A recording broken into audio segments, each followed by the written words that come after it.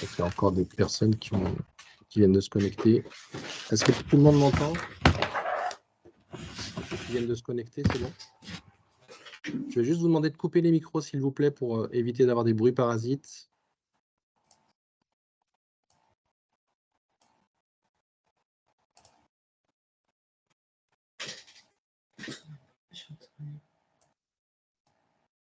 Allez, puis on repart. Donc, ce petit rappel sur qu'est-ce qu'était le risque. Alors, quel risque doit-on évaluer dans le document unique? Très rapidement, on va voir que tous les risques doivent être évalués, hein, que ce soit des facteurs organisationnels, avec tous les exemples qu'on a mis sur cette diapo. On va voir qu'il y a énormément de choses, notamment l'interaction aussi avec les entreprises extérieures, des entreprises qui ne sont pas forcément présents à tout moment sur votre site. Interfora, avec les formations N1, N2, essaye de minimiser les risques apportés par les entreprises extérieures et puis les risques des entreprises extérieures d'aller sur des sites utilisateurs. Donc ça fait partie des formations qu'on peut amener, mais ça doit être aussi étudié dans vos documents uniques, ces interactions avec les entreprises extérieures et notamment avec les notions de coactivité. Ensuite, il peut y avoir des facteurs physiques, hein, liés à des phénomènes présents dans votre environnement de travail, l'électricité, le bruit, l'éclairage, les ambiances thermiques. Tout ça font partie des risques qui sont liés à vos environnements. Il faut bien sûr l'étudier dans le document unique. Alors, cher à notre cœur, parce qu'on a une histoire très proche des activités chimiques, on va retrouver aussi tout ce qui est lié aux produits chimiques, les agents chimiques dangereux ou les CMR, les agents biologiques aussi, avec les TAR ou les procédés bio-industriels qui sont en train de se multiplier. Et puis, bien sûr, il y a tout ce qui va être lié à nos fameux agents chimiques dangereux, avec tous ces pictogrammes que vous connaissez bien. Dès que vous allez utiliser un produit chimique, il faut étudier le risque lié à ces produits et derrière mettre des mesures de prévention ou de protection qui permettent aux salariés de ne pas s'exposer. On va voir que dans la modification de la loi du 2 août, il y a beaucoup de choses qui concernent ces agents chimiques dangereux, notamment la polyexposition. Donc, c'est des choses qui sont relativement nouvelles pour le document unique. Et d'ailleurs, on va voir qu'il n'y a pas tellement d'acteurs pour le moment pour répondre à ces questions-là. Dans les autres facteurs, on va trouver des choses qui sont moins peut-être dans votre quotidien, notamment les agressions, le fait d'avoir des personnes qui travaillent en poste isolé. Donc jusque-là, les travailleurs isolés, c'était des personnes qui travaillaient dans l'entreprise à des endroits où il y avait peu de circulation. Mais maintenant, dans la notion de travailleur isolé, il va falloir intégrer aussi le télétravail, et notamment avec les risques RPS, les risques psychosociaux liés au télétravail. Donc ça, ce sont des notions qui sont apparues depuis 3 ans avec je dirais, la généralisation du télétravail. On va trouver d'autres facteurs, mais qui étaient déjà présents avant la pandémie de 2020, comme les rayonnements, alors que ce sont des rayonnements nucléaires ou bien des rayonnements infrarouges ou UV en fonction de votre activité. Et puis, on va retrouver aussi des vibrations, les risques psychosociaux, mais c'est des choses qui étaient déjà connues avant les modifications de 2021. Le contenu du document unique, c'est une démarche participative. Il est bon que ça soit des groupes pluridisciplinaires qui le complètent, notamment faire participer des acteurs de terrain pour avoir vraiment l'information de ce qui se passe au plus près de l'activité, et aussi l'encadrement de proximité, de manière à ce que on puisse intégrer toutes les procédures existantes déjà pour la partie prévention du travail. Un point important, c'était les conflits quotidiens entre le travail prescrit et le travail réel. Le but du document unique, c'est d'être quelque chose qui soit vraiment opérationnel, qui ne soit pas simplement la retranscription de ce qu'on voudrait faire, mais vraiment ce qui se passe sur le terrain. Puisque sinon, c'est un outil qui répond à ce que demande l'administration, mais qui n'a rien d'opérationnel, qui ne permettra pas donc de ce fait de pouvoir impliquer les acteurs sur le terrain, puisqu'ils ne se sentiront pas identifiés dans leurs tâches du quotidien. Donc, comment on va réaliser le document unique? Ben, vous le connaissez déjà, c'est un document qui existe depuis 2001, un inventaire donc, de tous les risques qui sont liés à votre activité, l'identification de ces dangers liés à ces risques.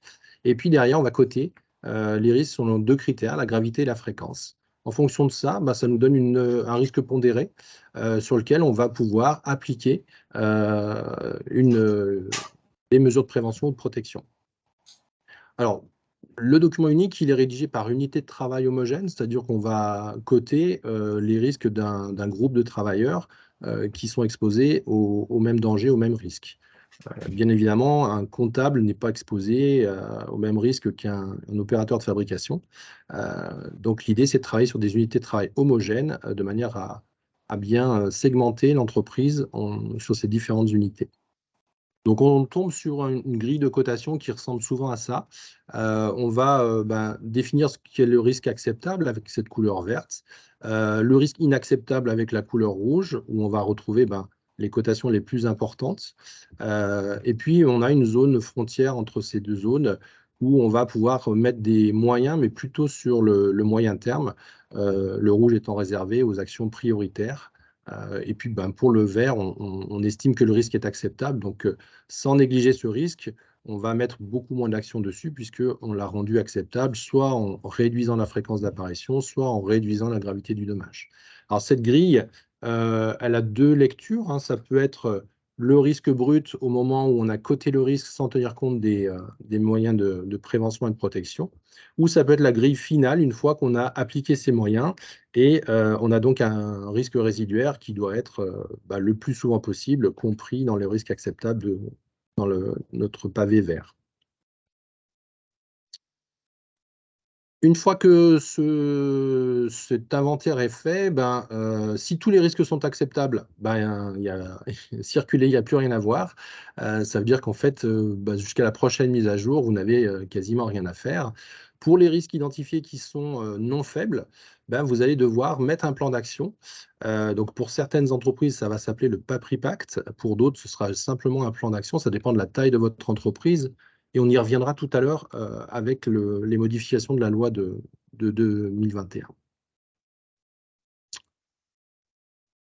Donc, je vous disais, il n'y a rien à faire jusqu'à la prochaine mise à jour. Dans le décret de novembre 2001, on était sur une mise à jour annuelle pour toutes les entreprises. À partir du premier salarié, vous deviez rédiger un document unique. Et cette mise à jour que vous deviez faire de manière annuelle, elle était alimentée par les incidents, les accidents que vous aviez rencontrés dans l'année, les modifications d'organisation, que ce soit le temps de travail. J'ai des équipes qui travaillent la journée, elles passent en 2-8 ou en 3-8, ça modifie mon organisation, donc ça modifie mes risques. J'achète du nouveau matériel, est-ce que ça amène des risques? Est-ce que ça en retire? Au contraire. Je change mes processus, pareil, je vais étudier ce que ça peut modifier sur mon analyse de risque. Et puis, bien entendu, que la réglementation vous apporte aussi son lot de mises à jour à faire, puisque jusque-là, certains risques n'étaient pas forcément évalués. La réglementation change et donc, du coup, ça modifie votre position réglementaire et votre mise à jour nécessaire par rapport à cette évolution réglementaire. Et puis enfin, si rien n'a évolué dans votre entreprise, ni votre contexte réglementaire, ni vos pratiques, ni vous n'avez enregistré des incidents et accidents, fort heureusement pour la plupart des entreprises, ça se passe comme ça, il faut juste acter le fait que vous avez fait une mise à jour pour dire j'ai vérifié que tous mes risques étaient conformes à ce que j'avais évalué l'année dernière et on peut repartir sur un an sur cette mise à jour. Je vais faire un petit point d'arrêt. Je ne sais pas si vous avez des questions. On va passer ensuite aux modifications de la loi de 2021. Joël me dit qu'il n'y a pas de questions. Si vous voulez prendre la parole pour poser une question. Pas de questions de votre côté. Bon, ce qu'on a vu maintenant, c'est quelque chose qui existe depuis 20 ans maintenant, donc c'est quelque chose qui est relativement connu. Alors, cette fameuse loi de 2021, du 2 août 2021, elle fait déjà 19 pages et si vous l'avez lu en détail, vous verrez qu'il y a beaucoup de modifications de textes existants. C'est-à-dire qu'on a remplacé certains alinéas par d'autres. Le contenu, je dirais global, j'ai mis quelques points saillants sur cette diaporama. L'extension du harcèlement sexuel vers des agissements sexuels et sexistes. Donc ça, c'est de la sémantique, mais ça veut dire quelque chose derrière, hein. Donc, à vous aussi de mettre en place dans vos entreprises des formations. Alors, je rappelle juste qu'il y a une jurisprudence sur une entreprise dans laquelle il y avait eu un cas de harcèlement sexuel et du fait que l'entreprise n'avait pas sensibilisé son personnel à ce point-là, l'entreprise a été mise en faute de n'avoir pas fait cette sensibilisation, puisque c'est une obligation de la réglementation. Donc là, c'est renforcé par la loi du 2 août 2021 sur ce point-là particulier. Encore un point sémantique, les services de santé au travail deviennent les services de prévention et de santé au travail. Donc, l'acronyme que je vais beaucoup utiliser, c'est SPST. Donc, c'est ce que ça désigne, hein, service de prévention et de santé au travail. La loi de 2021 renforce aussi la nomination de salariés compétents en prévention des risques professionnels. Donc, ceux-ci doivent participer à la rédaction et aux mises à jour du document unique. Donc, c'est des choses, je ne sais pas si vous avez mis ça en place, si vous avez des gens qui sont référents là-dedans, mais c'est une obligation aussi qui est reprise dans ce texte. On verra qu'il y a beaucoup de renforcement des missions de services de prévention et de santé au travail. Et on a le remplacement du terme qualité de vie au travail par qualité de vie et des conditions de travail. Ça, je vous ai mis juste un petit clin d'œil parce que je ne vois pas ce que ça apporte de plus, mais ça a été notifié dans le texte, donc je vous le présente ici. Sur cette loi de 2021, on rappelle que le document unique assure la traçabilité collective de l'exposition, mais ça n'empêche pas que chaque individu doit avoir une fiche d'exposition individuelle qui reprend les risques auxquels il est exposé lui-même. Donc ça, c'est une fiche qui est complétée par l'employeur avec le concours des services de prévention et de santé au travail. On rappelle aussi que les branches professionnelles peuvent fournir des outils permettant l'élaboration et la mise à jour du document unique, mais aussi la définition et la rédaction d'un PAPRIPACT. Donc ce fameux plan d'action qui est demandé par le texte du document unique une fois qu'on a fait l'inventaire de nos risques et s'il y en a qui dépassent le seuil de l'acceptable, on doit mettre en place ce plan d'action. On vous dit aussi que les services de prévention et de santé au travail peuvent apporter leur aide à l'évaluation et à la prévention des risques professionnels. Donc, il ne faut pas hésiter à saisir vos services de santé au travail de manière à ce qu'ils participent de manière active à la rédaction de vos documents uniques. Alors, beaucoup de ces services-là sont débordés. On y reviendra tout à l'heure sur une des applications de la loi. Donc, c'est rare qu'ils aient du temps pour vous aider, mais n'hésitez pas à les solliciter. Je dirais que si on ne les sollicite pas, la seule chose qu'on risque, c'est de ne pas avoir leur aide, hein. Maintenant, s'ils vous disent qu'ils n'ont pas le temps, effectivement, ça peut être problématique, mais qui ne tentent rien à rien. Donc, n'hésitez pas à les solliciter pour vos mises à jour de ce document. Quand on parle de PAPRIPACT, on parle surtout des entreprises de plus de 50 salariés. Donc, dans ce PAPRIPACT, vous devez à minima mettre les délais de réalisation des actions, les coûts associés, les moyens dans l'entreprise mis en œuvre, que ce soit humain ou organisationnel, et puis aussi des indicateurs d'efficacité des actions. C'est-à-dire que vous devez expliquer comment vous allez mesurer cette efficacité dans ce que vous avez mis en place. Pour les entreprises de moins de 50 salariés, alors on ne parle plus de PAPRIPACT, mais néanmoins, on vous demande de mettre les actions de prévention et de protection qui doivent être annexées à votre document unique. Et donc, ces actions seront suivies dans les différentes mises à jour que vous pouvez faire sur vos documents uniques, que ce soit annuel ou que ce soit lorsque vous changez d'organisation. Voilà pour les points d'action. Un point très important de la loi du 2 août 2021, c'est l'archivage du document unique pendant 40 ans minimum. Alors pourquoi cette durée de 40 ans? C'est pour pouvoir faire face aux déclaration de maladie professionnelle de salariés ou d'anciens salariés, parce que certaines maladies professionnelles ont des temps d'apparition qui sont très longs. On a l'exemple de l'amiante, hein, mais il y en a tout un tas d'autres qui pourraient venir en complément. Donc l'archivage pendant 40 ans, c'est quelque chose qui n'était pas demandé par le texte auparavant et qui a été mis en place depuis 2021. Donc l'application de cet archivage, c'est à partir du 31 mars 2022, donc l'an dernier, ce qui veut dire que toutes les versions successives de vos documents uniques, toutes les mises à jour que vous pourrez faire devront être gardées 40 ans.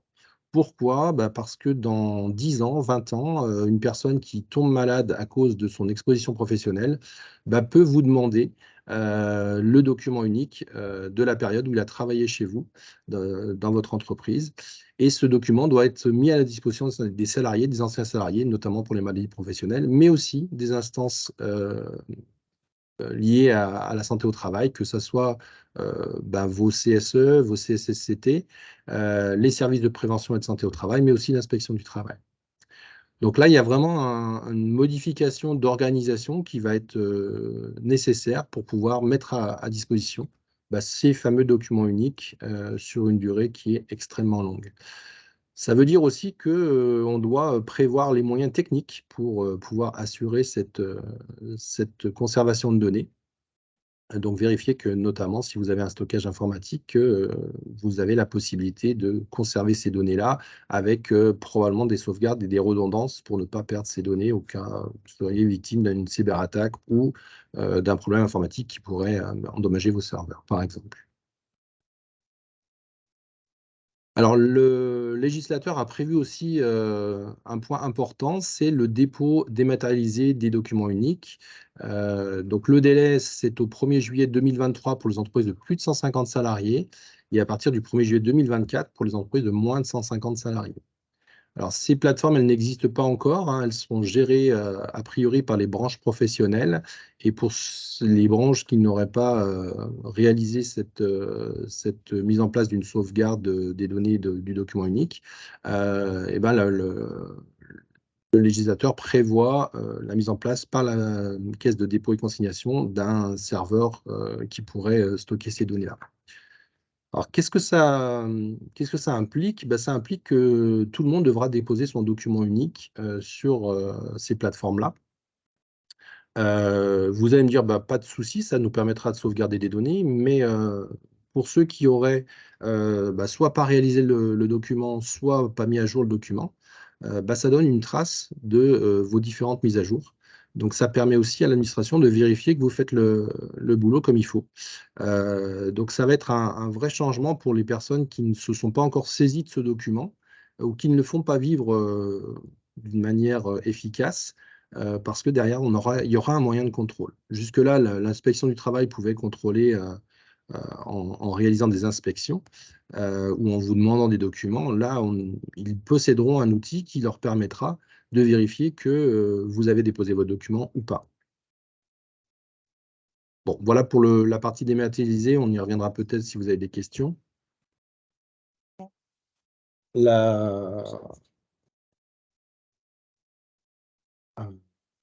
Ok, je vais prendre deux questions qui sont apparues. Donc, il y avait Christian qui posait la question et le PRAP dans tout ça. Alors, je m'imagine que le PRAP, c'est la prévention des risques de l'activité physique, c'est ça, Christian?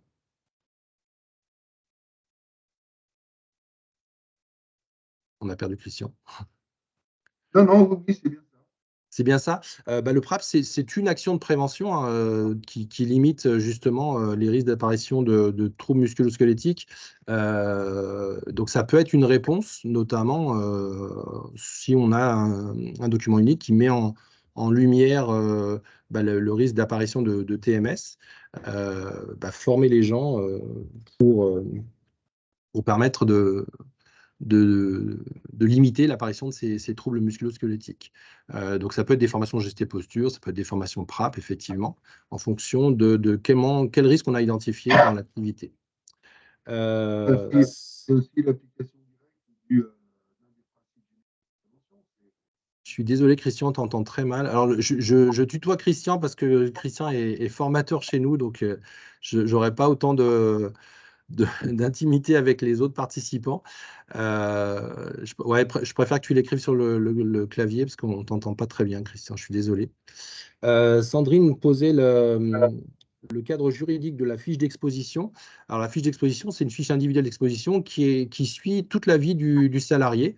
Et donc, à chaque visite à la médecine du travail, si la personne est en surveillance médicale renforcée, par exemple, parce qu'on a identifié des risques particuliers, quels pourraient être ces risques particuliers? L'exposition aux produits chimiques.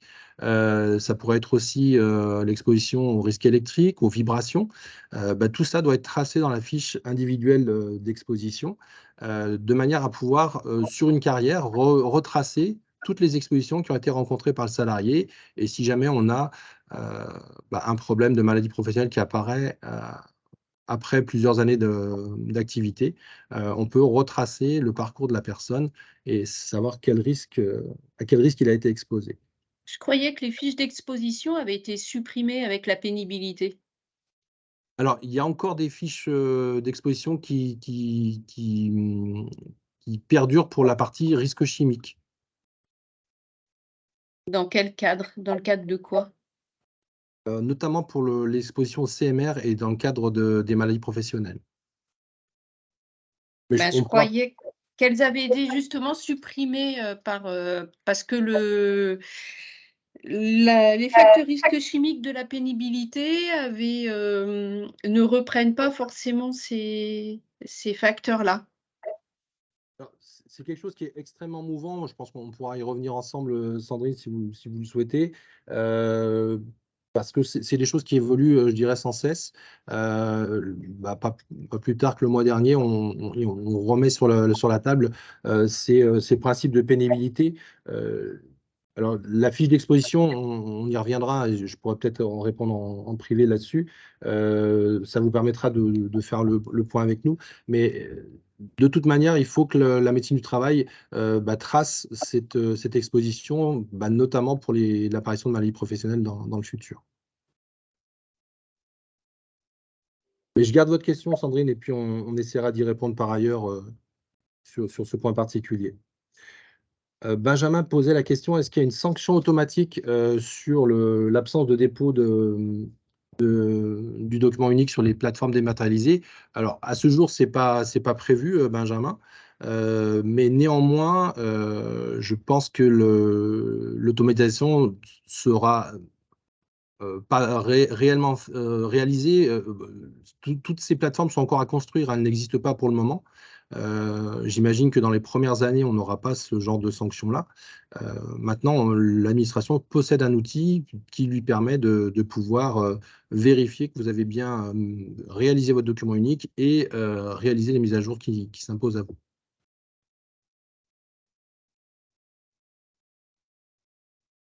Je poursuis la présentation si j'ai répondu aux questions.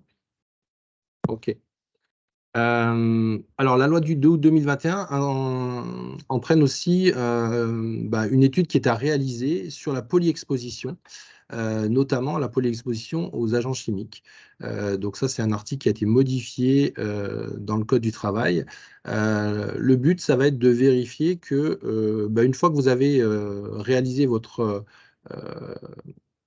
évaluation du risque chimique, vous l'avez peut-être fait molécule par molécule. Maintenant, la législation demande à vérifier que si deux molécules qui peuvent avoir une interaction entre elles ne peuvent pas entraîner un risque plus important ou au contraire moins important. C'est ce qu'on appelle les effets cocktails. Alors, beaucoup d'entre vous ont peut-être déjà rédigé leur évaluation du risque chimique avec le logiciel CERICH. L'INRS met à disposition un nouveau logiciel qui s'appelle MIXI et qui justement traite de cette polyexposition, qui vous permet d'évaluer si les polluants mis en contact les uns avec les autres dans l'environnement de travail pourraient avoir des effets plus importants que molécule par molécule. Alors ça, c'est quelque chose de relativement nouveau pour la partie exposition au risque chimique. Donc, pour l'instant, il y a très peu d'acteurs qui sont capables de vous donner ces informations-là, hormis l'INRS. On avait une présentation chez France Chimie pour justement parler de ces problématiques de polyexposition. Un point important de la loi du 2 août 2021, mais qui n'est pas encore en vigueur, c'est l'ouverture, la possibilité d'avoir des rendez-vous de médecine du travail par d'autres acteurs que les services de prévention et de santé au travail, notamment des médecins praticiens, des médecins généralistes, hein, tout simplement, sur lesquels on pourrait s'appuyer pour réaliser des rendez-vous de médecine du travail. Alors, on n'a pas encore le cadre réglementaire qui va permettre d'utiliser cette solution-là. Mais néanmoins, il faudra que le médecin qui soit identifié pour faire ce travail-là soit à minima formé en santé au travail ou alors inscrit à une formation dans le cadre de la médecine du travail. Et le texte interdit à ce que ce soit votre médecin traitant qui réalise cette consultation. Alors, ça ne concerne pas la totalité des personnes, hein. Tous ceux qui ont une surveillance médicale renforcée doivent de toute manière passer par le médecin du travail, enfin le service de santé au travail. Par contre, c'est plus forcément un médecin qui vous réalisera cette consultation. Ça peut être quelqu'un qui soit infirmier ou interne en médecine du travail qui réalise ce rendez-vous. Donc ça, c'est des choses qui restent à préciser parce que les décrets d'application ne sont pas encore parus, mais c'est quelque chose qui pourrait apparaître dans les années qui viennent pour ce suivi de vos salariés qui ne sont pas en suivi médical renforcé.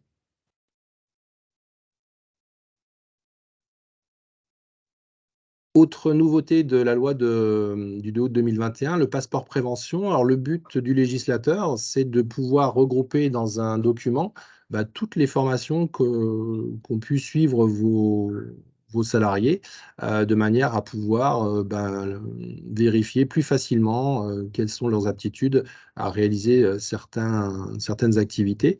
Alors, on pense aux habitations électriques, aux travail en hauteur, mais ça peut être aussi les formations pour l'accès sur sites chimiques et pétrochimiques. À ce jour, si vous allez voir le lien que je vous ai remis en bas de cette diapo, le passeport n'est pas actif, hein. On vous donne simplement de l'information sur comment ça va fonctionner. Donc, normalement, il aurait dû être mis en place en avril 2023. On y est maintenant, hein, et jusque-là, on n'a pas encore de nouveautés à vous annoncer, mais c'est quelque chose qui sera mis en place prochainement. Donc, les personnes qui auront accès à ce document-là, ce sera notamment le salarié, les organismes de formation qui ont réalisé ces formations et l'employeur avec l'accord du salarié. Voilà pour la partie passeport prévention. Sur les diapos qui viennent, je vais pas m'étendre beaucoup parce que ça ne concerne pas les employeurs, mais uniquement les services de prévention et de santé au travail. Donc, c'est beaucoup d'articles, hein, les titres 2 et 3 et les articles qui vont de 11 à 29, qui concernent comment les services de prévention et de santé au travail vont s'organiser et quelles sont les nouvelles prérogatives. Le point important qui me paraît le plus important, c'est l'instauration d'une visite de mi-carrière au plus tard dans l'année civile des 45 ans du salarié pour faire le point sur sa vie au travail, quels sont les risques auxquels il est exposé. Et l'objectif de cette nouvelle prérogative, c'est d'informer les salariés sur le prolongement de leur vie au travail. Alors, on prépare tout doucement à l'allongement de nos carrières. Donc forcément, les risques professionnels peuvent avoir des effets plus importants sur les salariés plus âgés. Donc le but, ça va être de vérifier l'aptitude de ces personnels et de peut-être mettre en place d'autres mesures de prévention et de protection. L'objectif aussi de ce test, c'est de lutter contre la désinsertion des salariés, la désinsertion professionnelle, préparer le fait que des personnes peuvent devenir inaptes à certains postes, et donc en amont, anticiper ces phénomènes de manière à pouvoir soit appliquer d'autres principes de précaution et de prévention, soit peut-être aussi prévoir le recyclage de ces personnes vers d'autres métiers qui seraient plus adéquats avec leur situation de santé. Dans ces articles-là, on parle aussi de l'examen de reprise après une longue absence. Ça, c'est quelque chose qui était déjà le cas sur les textes précédents, mais ça a été renforcé par ce texte. Et on parle aussi de notion de rééducation professionnelle pour des personnes qui sont un peu éloignées de l'emploi suite à soit une maladie, soit un accident du travail, de manière à pouvoir remettre ces personnes en emploi, le but étant de pouvoir réintégrer le maximum de personnes dans le milieu professionnel. Pour les articles suivants, sur le titre 4, les articles 30 à 38, c'est la gouvernance de la prévention et de la santé au travail. Donc, je ne vais pas m'étendre dessus, hein, le texte est disponible, vous pourrez aller piocher des informations si vous le souhaitez. On précise comment on va pouvoir recourir à des médecins praticiens pour ces fameuses visites de santé au travail. Et on regarde aussi l'organisation des autorités de tutelle pour ces services. Donc ça, c'est des choses qui ne concernent pas ou peu les entreprises, mais vous avez beaucoup de détails dans ces articles-là qui peuvent vous concerner.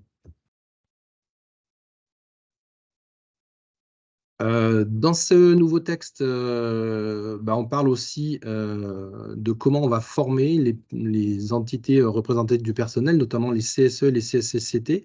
On étend ces formations aux salariés référents. Si vous avez une entreprise de moins de 11 salariés, vous n'êtes pas obligé de mettre en place un CSE, mais néanmoins, vous devez désigner des salariés référents et dans ce cadre-là, les former pour qu'ils puissent assurer leur mission de manière cohérente. Donc, cette formation qui est obligatoire pour les membres élus, elle dure 5 jours pour les gens qui sont élus lors de leur premier mandat.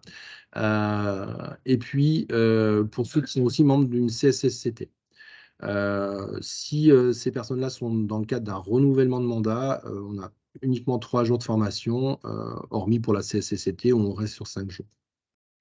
Alors, ces formations sont finançables par vos OPCO et elles doivent être délivrées par des organismes de formation labellisés qui sont déclarés auprès de la DRITS et reconnus comme tels.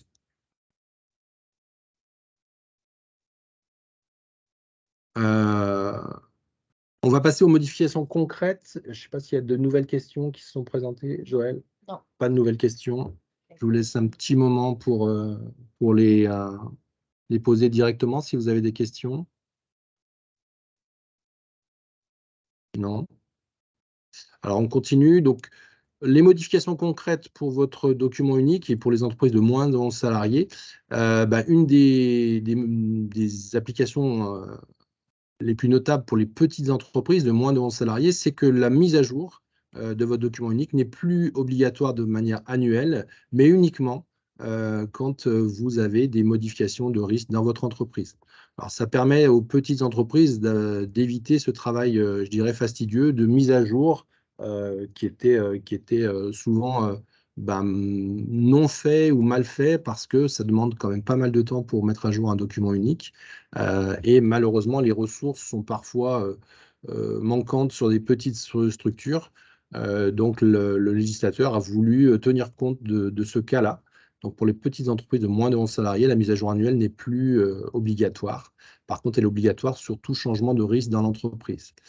Donc, juste en dessous, je vous ai rajouté ces informations-là parce que il y a des choses qui ont changé récemment, notamment les risques Covid. Donc, en 2020, je pense que vous avez tous modifié vos documents uniques pour intégrer le risque de cette pandémie.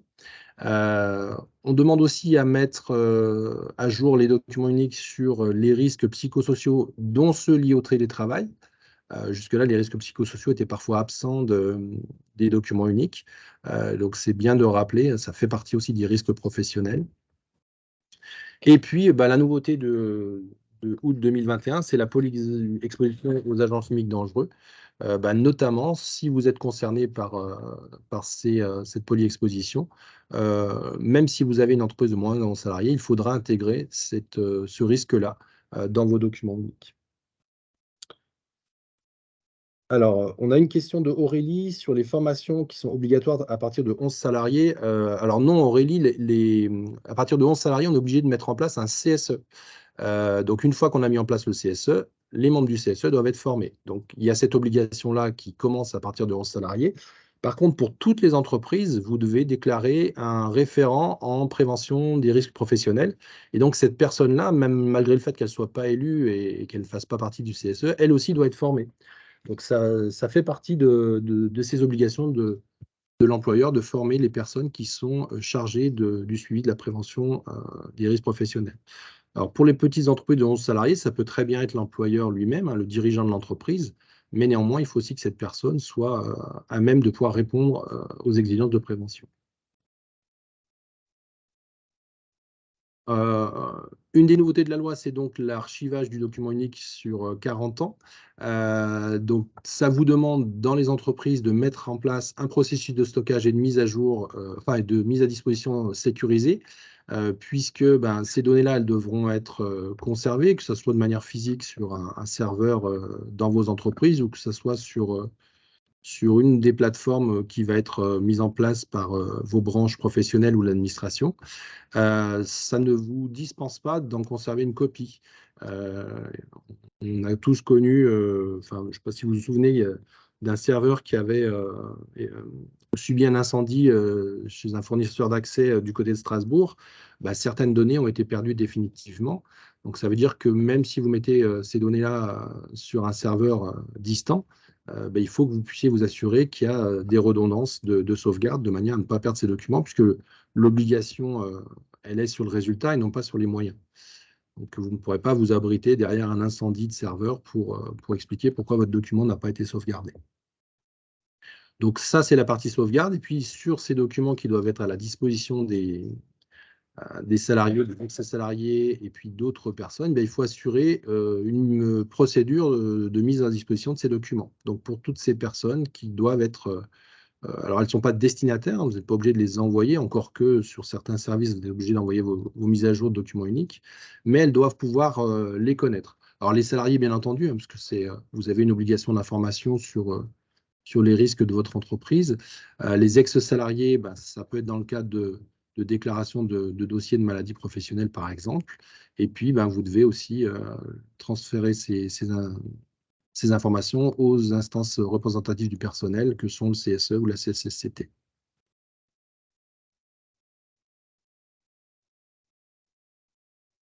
Même s'il y a un seul salarié. Alors, Christian Canuti pose une question. Est-ce que la formation est obligatoire même s'il y a un seul salarié? J'ai envie de dire oui. Malheureusement, la réglementation ne fait pas de différence sur la taille des entreprises. Donc, il faut former ces salariés référents. Mais j'ai envie de dire... Alors, former, oui et non, si la personne est déjà compétente, c'est-à-dire que si elle a un diplôme académique dans la prévention des risques, il n'y a pas besoin d'ajouter une formation. Par contre, si on imagine une petite structure où c'est la secrétaire comptable qui assure cette activité et cette obligation, cette personne n'a pas forcément les compétences dans sa formation de base pour assurer cette activité. Donc, il est nécessaire de la former. Entreprise de moins de 11 salariés, le référent volontaire doit avoir également la compétence qu'elle pourra obtenir par une formation. À défaut, l'entreprise peut bien faire appel à un IRP. Alors effectivement, Benjamin, vous avez précédé le diapo que je présente en ce moment. Pour les entreprises de moins de 11 salariés, parfois c'est compliqué de désigner un salarié référent qui soit formé. Donc, parmi vos possibilités, vous avez aussi la possibilité de contracter avec un IPRP, un intervenant prévention des risques professionnels. Donc, c'est une personne qui, elle, est déclarée à la DIRECT ou à la DRITS pour ses compétences, notamment en prévention des risques. Ce qui veut dire que vous externalisez une partie de cette obligation en contractant avec une personne pour de la prestation de service. Effectivement, c'est une possibilité qui s'ouvre à vous pour les petites entreprises, mais même pour les plus grandes. Hein, si vous avez besoin de vous faire aider par un IPRP, c'est possible. Donc la liste, elle est disponible auprès des DRITS. Donc c'est des gens qui, de par leur parcours professionnel et de par leur expérience, possèdent cette compétence d'intervenant en prévention des risques professionnels. Pour les entreprises de plus de 11 salariés, alors je pense que vous êtes tous informés, mais vous devez mettre en place un CSE et donc former les élus à la prévention des risques. Et pour les entreprises de plus de 300 salariés, vous avez l'obligation parmi les membres du CSE, de désigner ou que le CSE désigne des membres d'une commission santé, sécurité et conditions de travail. Et bien sûr, ces personnes-là devront être formées aussi. Catherine qui demande de rappeler l'intitulé de la formation.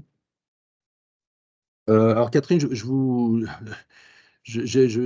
peux pas vous répondre sur l'intitulé de la formation parce que alors nous on la propose pas chez Interfora premièrement, mais on essaiera de traiter votre question en vous répondant par mail puisque quand vous êtes inscrit vous avez tous donné votre adresse mail, donc on essaiera de répondre à votre question. Catherine posait la question de quel est l'intitulé de la formation pour former ces personnes-là. Ça va dépendre de si vous êtes membre d'une CSSCT, d'un CSE ou bien si vous êtes simplement salarié référent. On essaiera de vous répondre par mail, Catherine, pour que vous ayez une solution pour votre problématique.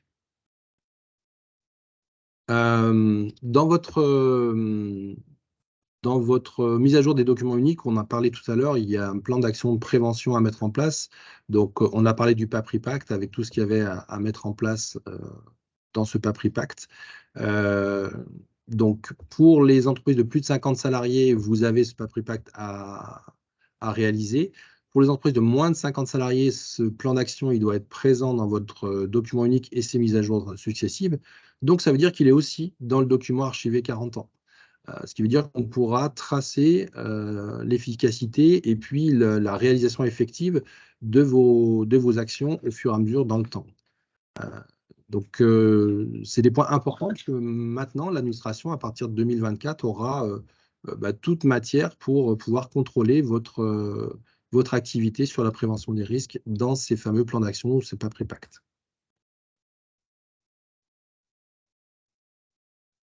Et j'ai envie de dire, et ensuite, vous avez vu qu'on était toujours en train d'évoluer en termes de réglementation. Donc, pour l'instant, on n'a pas les modalités techniques sur comment on va stocker vos documents uniques sur les plateformes dématérialisées.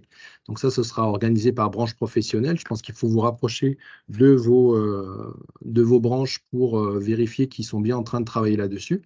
Le passeport de prévention, c'est aussi des décrets qui vont... Enfin, le décret est déjà paru pour le passeport de prévention, mais la réalisation devrait démarrer à partir d'avril. Donc, pensez à regarder fréquemment sur le lien qu'on vous donnera avec le support de présentation, de manière à ce que vous puissiez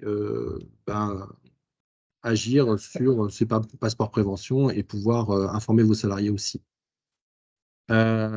Et puis ensuite, c'est un suivi régulier de toutes vos actions de prévention. Donc, la mise à jour de votre document unique si c'est nécessaire. On a vu que ce n'était pas obligatoire pour les entreprises de 11 salariés, uniquement si sur des modifications de votre organisation.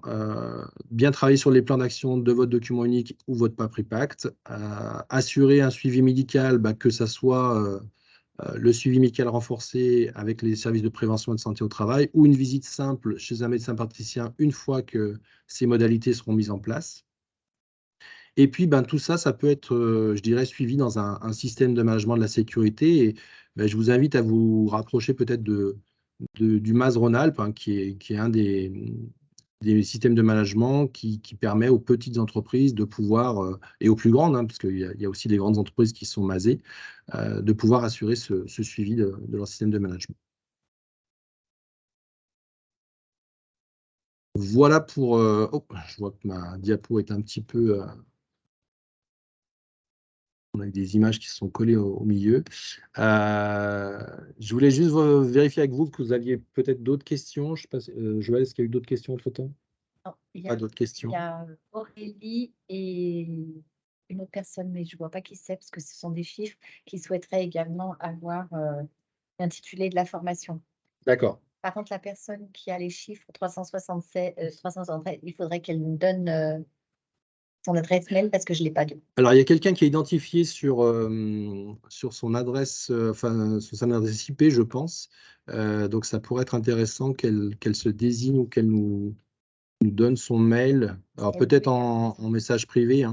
Alors, Aurélie nous demande si on propose ces formations. Aurélie, pas encore, on n'y avait pas pensé, mais vous nous donnez peut-être une piste. Effectivement, on a toute l'attitude à proposer ces formations, parce qu'on forme aussi des assistants de prévention de la fonction publique, par exemple. Donc, pour l'instant, on n'est pas Madame Solar de la société Acrotech. On reviendra vers vous, Madame Solar, il n'y a pas de souci. Donc, le but, c'est pas forcément de vous vendre de la formation, c'était surtout de vous informer sur les modifications du texte. Mais bien sûr, si vous avez des besoins, on peut étudier la possibilité de monter ce type de formation.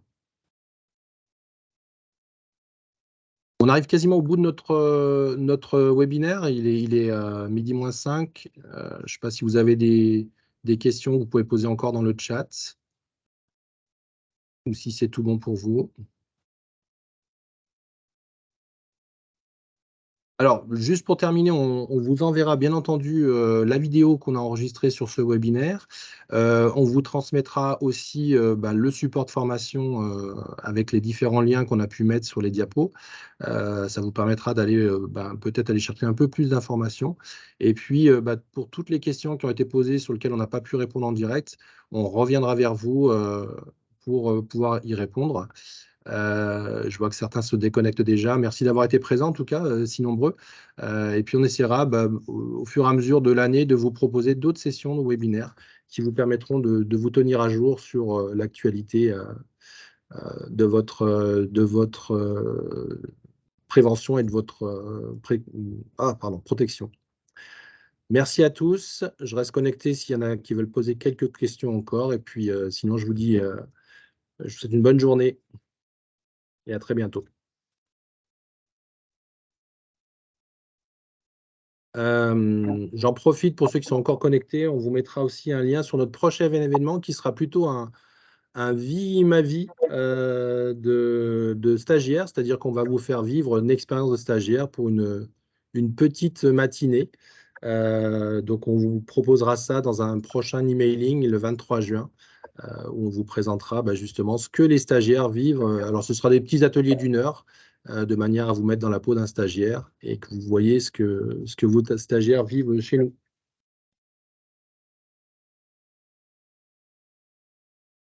Merci à tous. Tu m'entends là Ouais, Christian. Est-ce que le diplôme d'auto-formation de l'IRS pour l'établissement des documents uniques, Effectivement, il y a un problème de micro, Christian, on ne t'entend pas, je suis désolé. écoute, je te poserai la question quand je te verrai. Tu me poseras la question quand tu es présent chez Interfora, pas de souci. Ça marche. Merci à tous, beaucoup. passez une bonne fin de journée. Au revoir.